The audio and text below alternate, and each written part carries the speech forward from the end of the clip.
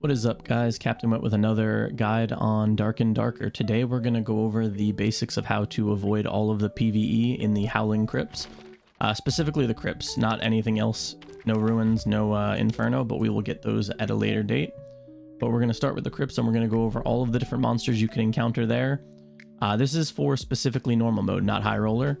So there may be some differences in High Roller that you might notice between being Nightmare mobs and a lot more elite monsters. But we will cover the basics on them along the way. The following guide is going to be specifically for dodging enemies, not for blocking any of them. Most enemies can be blocked as well. However, it is different in how you would have to aim your block compared to how you would have to dodge an attack. Some enemies are easier to block than dodging them, and some enemies are easier to dodge than blocking them, and you'll kind of get a rhythm for which ones are better if you are a shield user.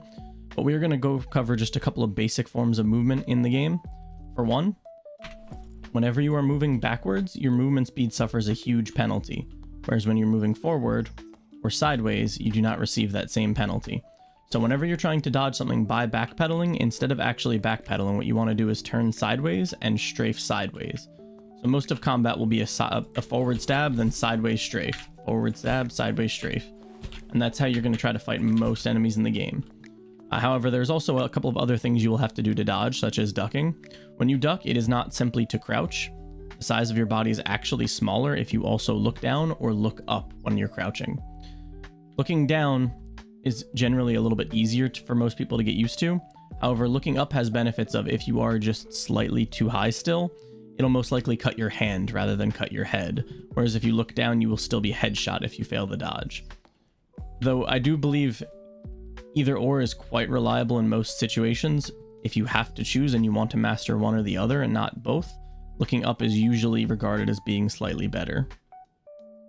When it comes to dodging certain attacks that must be jumped, not only does jumping help, but if you crouch while in the air while jumping, it'll pull your legs up to make your hitbox even smaller. And this is how you're going to evade most of the attacks in this guide that are going to talk about jumping over the attack. It looks kind of awkward at first, but just get used to hitting the crouch button as you jump up.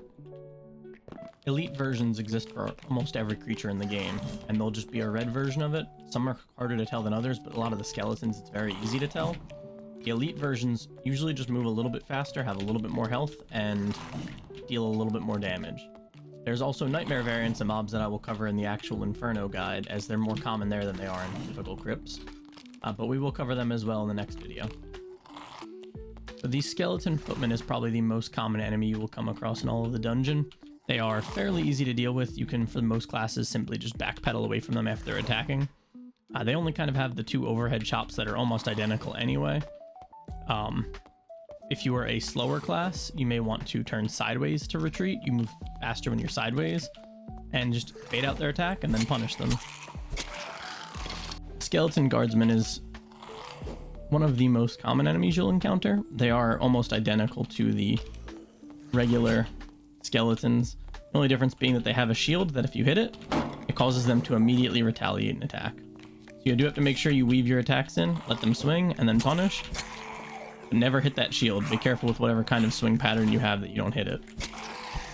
That's all there is to it. So next we're going to talk about the Skeleton Archer.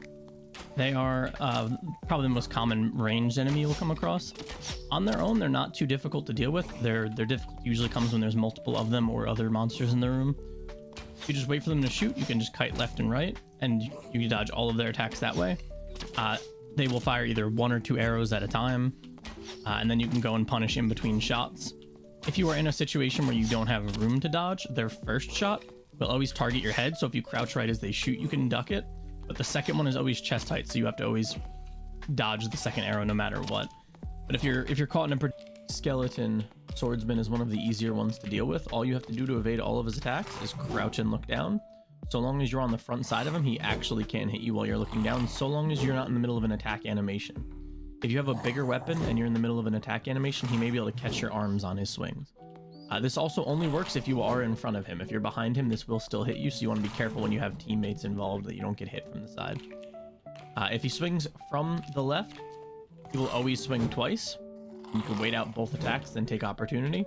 If he swings from the right, he will only swing once, and you can go in for an attack. If you have a faster attacking weapon, you could take advantage in between the combo swing. but I'd only recommend that with quick weapons. If you have something slower, I'd always wait out the second swing of the attack if he has a 2-attack combo. The skeleton crossbowman, while being one of the easiest enemies to dodge, also hits higher than almost anything else you'll encounter in the dungeon. You want to avoid these shots at all costs simply by side strafing them. I wouldn't try ducking under any of their shots. I would just rotate left or right around their shot. They take quite a long time to reload, but if you need to give it a little more room to make sure you don't get punished for attacking too many times, take your time, take them slow if you need to. The skeleton spearsman has 3 separate attacks that he's able to use. He has a forward lunge, an overhead strike, and a side swipe. The overhead swipe can be dodged by stepping back just a little bit and moving to the side. The stab can just rotate around the side. And the side swipe is the most difficult one to dodge. You have to duck from quite a distance. If you're too close, it will hit you still. You have to get some distance and then duck and move away. You need to be fully crouched and looking down for this to not hit you. You're actually better off looking up. However, with the animation, it might be easier to learn going down. The skeleton axeman is one that gives people a lot of trouble at first. The easiest way to dodge all of their moves is to simply rotate around behind them. If you're a slower class, you may have a little bit of difficulty doing this, but both of their attacks can be evaded just by rotating around their left side. They have 2 attacks. They have an overhead chop, and they have a side swipe. They both can be dodged. The overhead chop can be dodged simply by strafing left or right. It's the side swipe that gives people more trouble. If you can't go behind them, if you're too slow to get behind them, the alternative to dodging that attack is to get to their far right, a little ways away from them, and crouch down, and you'll be able to avoid it there, though that one is a little bit more risky to pull off. The skeleton mage has 2 separate attacks that he can do. One is an area of effect fireball that you can dodge by strafing if you're fast enough. The second is a protection shield that he'll put on himself and nearby allies. Protection shield makes the enemies immune to all types of damage for a short period of time, making it impossible to kill them until the buff wears off, but it doesn't last too long, and the duration that the cooldown on him for him to use it again is quite long. One of the easiest ways to deal with the skeleton mage if you're having some difficulties is if you can get him in a position where he hits himself with this fireball. It can do quite catastrophic damage to him, and he won't do anything to avoid getting out of the fire. Tight corners are your friend with this guy, especially in a room full of enemies that might be hard to deal with. All you have to do is pull him to somewhere where he can hit himself in the corner and aggro him around the wall. And like that, you just let him cook himself. They also have a long cast time between the fireballs, so you could just abuse the window and go in for the attack like you would on any other enemy. The mummy spiders are quite easy to defeat. They have very little health and are small and do very low damage. However, most of the time they spawn with spider pots, and they will spawn infinitely with the spider pot, up to 3 at a time until the spider pot is broken. To break them, it only takes a couple of hits. If you're a ranged character, you could also hit it with a range. However, if you hit the hole on the inside with an arrow, it will not break the pot. After the pot has been destroyed, you can freely deal with the spiders and they will stop respawning. The dragonflies are usually an enemy that's more annoying to deal with in groups rather than in a room full of enemies rather than on their own. They always will do an attack pattern starting from left to right or right to left when they spit, so if you're directly in front of them, you have time to see which way it's coming from. All you need to do is kind of crouch and jump over it at the same time. Depending on how fast you are, you might be able to just hop in place. You might have to jump into the side that it's coming from. These guys are usually relatively easy to deal with as they have low health. Sometimes you could kill them before they even get their attack combos off. And they only shoot directly in front of them, so if you're fast enough, you could actually rotate around behind them. The only thing to be wary of is that their damage comes over time, so you might be unsuspecting some of the damage they provide. If you're low on health, I would immediately heal after taking a hit from them. The Death Skull is a fairly common enemy you'll encounter in the crypts. On their own, they're not too difficult. All you have to do is sidestep once their eyes start glowing yellow.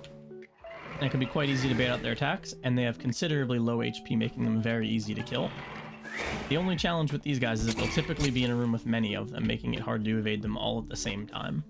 Mimics hide as ordinary chests throughout the dungeon. They could take any chest's form, and they could be just about anywhere, though there are some locations where there's a higher chance that a mimic spawns.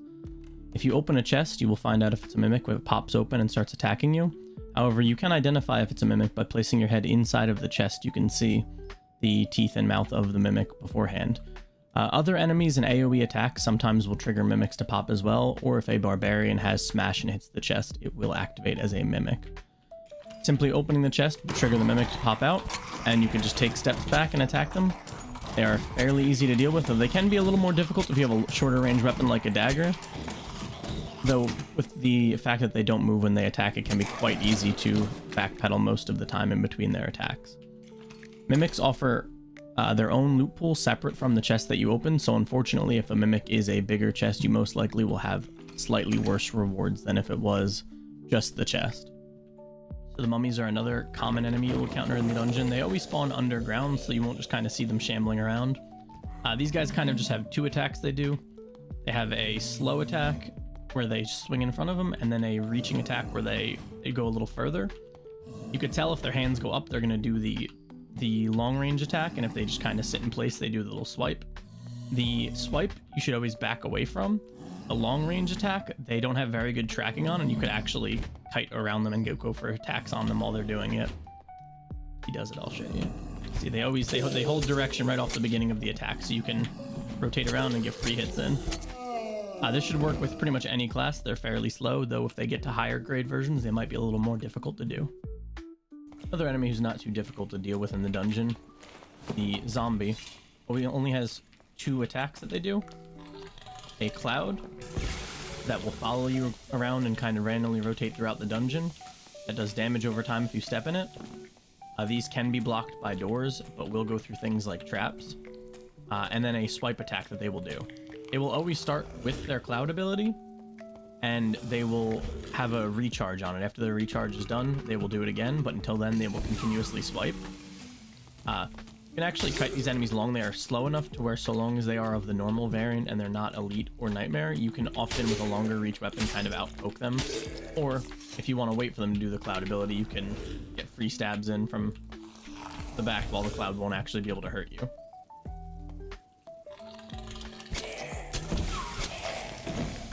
The Skeleton Champion can be quite an easy enemy once you get them down, but they can be daunting at first. The easiest way to deal with the champion is to simply bait out their attacks and punish them once their combo ends. The most they'll ever do is a 3-attack combo, and it's not too difficult to get out of reach of their swings while they're going. The difficult thing is you have to stay somewhat within range of their attacks, or else they will end their combos early.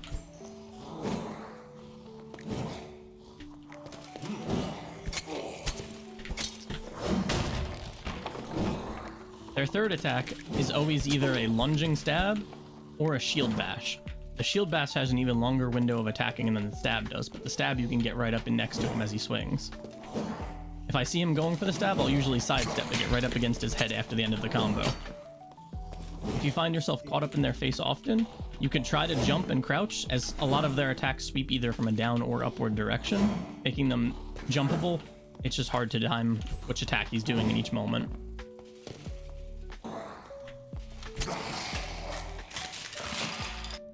The Wraith is one of the scarier mobs to fight on the crypts for a new player, but the easiest way for most classes to dodge them is to simply go back and jump right. You don't have to jump if it's the lunge attack like that. You can just side strafe it, but you do have to jump for the cleaver attack. You can weave in attacks in between these. I just wouldn't go too overboard and get a hit, because if you do get hit by the Wraith, it applies a slow, and that slow can make it much harder to avoid future attacks. All in all, though, just jumping back into the right will avoid most of their attacks.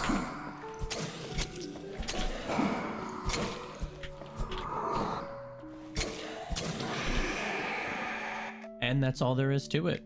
In High Roller, there will be some additional rules for some of the Nightmare mobs, or if you go to Inferno, there's some additional mobs down there that we did not cover that I will cover in a future video. But if you have any questions, or if you have anything you want to see in a future video, feel free to let me know in the comments.